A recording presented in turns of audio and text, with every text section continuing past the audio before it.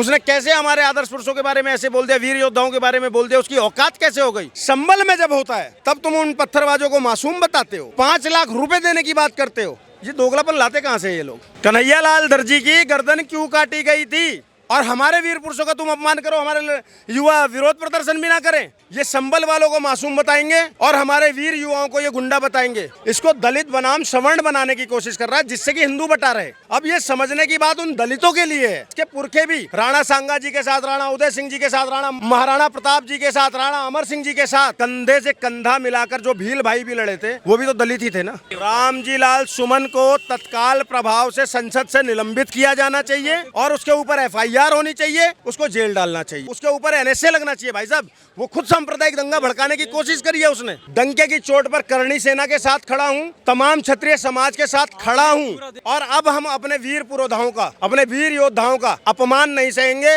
नमस्कार दोस्तों, मेरा नाम है विकास कुमार। आप देखना शुरू कर चुके हैं वो न्यूज़।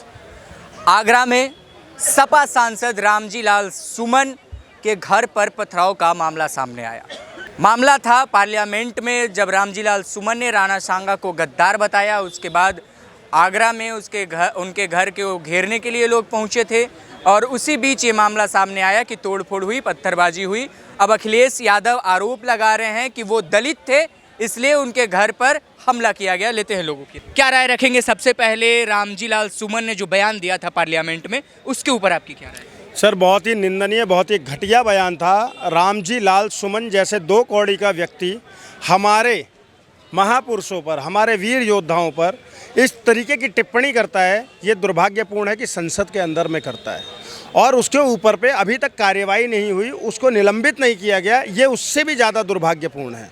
आप महापुरुषों के ऊपर पे ऐसे टिप्पणी करते हो और उसके बाद में आप फिर विक्टिम कार्ड खेलते हो कि आप दलित हो। कब तक चलेगा ये? और अखिलेश यादव इसमें क्या कर रहा है, उसको दलित बनाम क्षत्रिय बनाने की कोशिश कर रहा है, दलित बनाम सवर्ण बनाने की कोशिश कर रहा है। अरे इस घटिया राजनीति से ऊपर उठ कर आओ। क्यों अखिलेश यादव ने एक बार भी अपने सांसद का कंडेम नहीं किया कि उसने हाँ ये गलत बात बोली है। उसने कैसे हमारे आदर्श पुरुषों के बारे में ऐसे बोल दिया, वीर योद्धाओं के बारे में बोल दिया, उसकी औकात कैसे हो गई। संरक्षण प्राप्त है अखिलेश यादव से और इन लोगों ने उस पूरे मुद्दे को कहाँ डाइवर्ट कर दिया, दलित बनाम सवर्ण में, जबकि ये मुद्दा दलित बनाम सवर्ण का है ही नहीं। क्योंकि मेवाड़ के साथ में हमारे राणा प्रताप जी के साथ में हमारे भील भाइयों ने भी युद्ध लड़ा है। भील भाइयों ने भी युद्ध कंधे से कंधा मिलाकर लड़ा था, समझ गए। लेकिन ये लोग हमें दलित बनाम सवर्ण में बांट कर और अपनी सत्ता की रोटियां सेकना चाहते हैं। आज मैं अखिलेश यादव से एक बात पूछता हूँ।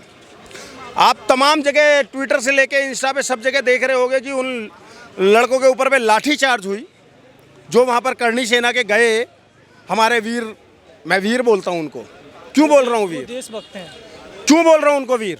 क्योंकि अगर आप हमारे वीर पुरुषों का अपमान करोगे, हमारे पुरखों का अपमान करोगे और हम प्रतिक्रिया भी नहीं देंगे तो हम नपुंसक हैं। इसलिए सुनिए, वो वहाँ गए, उन्होंने जो भी किया, क्या प्रशासन ने कार्रवाई की या नहीं की? बिल्कुल लाठीचार्ज ना। फिर भी तुम इसको दलित बनाम सवर्ण बना रहे हो। संबल में जब होता है तब तुम उन पत्थरबाजों को मासूम बताते हो, 5 लाख रुपए देने की बात करते हो जो संबल के अंदर में होता है, और यहाँ पर तुम उनको गुंडा बता रहे हो। ये दोगलापन लाते कहाँ से ये लोग, मैं ये जानना चाहता हूँ। लेकिन आरोप लग रहा है कि करणी सेना के लोगों ने उनके घर को घेरने के बजाय तोड़फोड़ शुरू कर दी, वहाँ पर बैरिकेटिंग तोड़ने लगे पुलिस का, उसके बाद लाठी चार्ज हुआ। सर, मैं हिंसा का समर्थक नहीं हूँ, लेकिन मैं एक चीज़ पूछ रहा हूँ, उन्होंने वहाँ पर अगर तोड़फोड़ कर दी, पुलिस ने एक्शन लिया या नहीं लिया? बिल्कुल एक्शन तो पुलिस ने एक्शन लिया ना। लेकिन यहाँ पर इनकी क्या जिम्मेदारी बनती है? आप एक दंगे में दंगाइयों को 5 लाख रुपए दे रहे हो, दूसरी जगह जो लड़के अपने पुरखों के सम्मान के लिए गए हैं उनको तुम गुंडा बता रहे हो। सर, तो इनके भी फटे हैं ना, एक संवेदना का ही ट्वीट कर दो। और उन लड़कों ने क्या गलत किया? आप तो उनके साथ भी खड़े हो गए थे ना। कन्हैयालाल दर्जी की गर्दन क्यों काटी गई थी, जरा बताना। कन्हैयालाल दर्जी की गर्दन क्यों काटी गई थी? कोई दे सकता है जवाब मुझे? और हमारे वीर पुरुषों का तुम अपमान करो, हमारे युवा विरोध प्रदर्शन भी ना करें। और ये झूठी बातें हैं कि उसका घर तोड़ रहे थे ये वो। हाँ, वहाँ पर लड़के इकट्ठा हुए, कुछ लोगों ने थोड़ा बहुत उपद्रव किया, पुलिस ने तत्काल त्वरित कार्रवाई करी। योगी आदित्यनाथ जी की पुलिस ने 0 टॉलरेंस की नीति अपनाते हुए जिस उसी योगी आदित्यनाथ की बात कर रहा हूँ जिसके ऊपर बार बार ये लोग आरोप लगाते हैं कि वो तो ठाकुरों के हितैषी हैं। नहीं, वहाँ पर जो विरोध प्रदर्शन में गए थे वो ठाकुर भी थे, ब्राह्मण भी थे, वहाँ पर वैश्य भी थे, शूद्र भी थे, बहुत से लोग वहाँ गए थे जो राणा सांगा को अपना मानते थे, जो राणा सांगा को अपना पुरखा मानते थे, वो सब लोग वहाँ गए थे।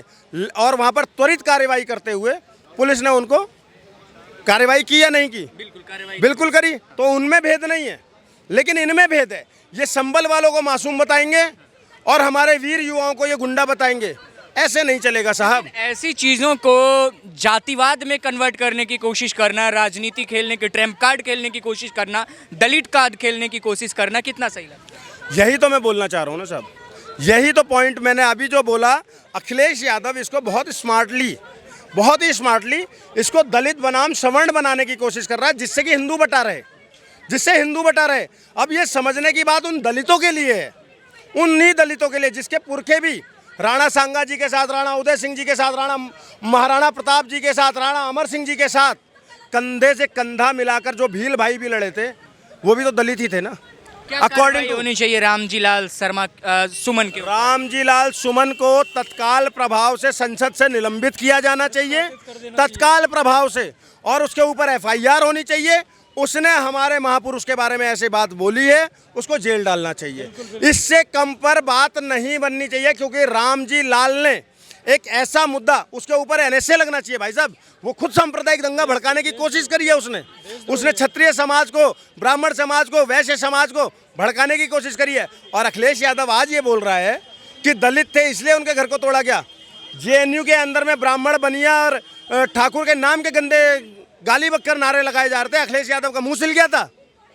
इस देश के अंदर में ब्राह्मण को गाली बकी जाएगी, बनिए को गाली बकी जाएगी, ठाकुर को गाली बकी जाएगी, और ये लोग तब चुप रहेंगे, तब तमाशा देखेंगे, तब ताली बजाएंगे। आज तमाम लोग आकर कुछ भी अनर्गल बातें बोल रहे हैं। मुझे एक बात बताइए, 2 दंगे हुए, चलो मैं इसको दंगे का बेनिफिट ऑफ डाउट दे देता हूँ कि करणी सेना ने वहाँ पर तोड़फोड़ किया।